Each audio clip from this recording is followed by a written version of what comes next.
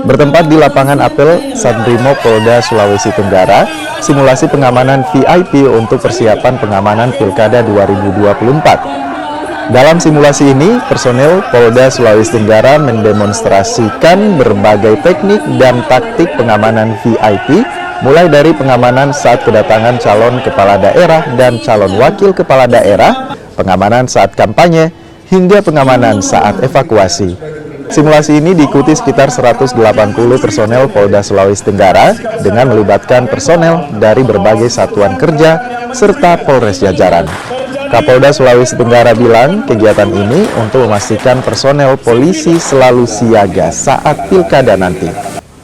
Simulasi pengamanan VIP karena kemarin kurang lebih seminggu sudah kita latihkan dan hari ini kita akan melihat prakteknya di lapangan dan ternyata alhamdulillah sudah cukup bagus.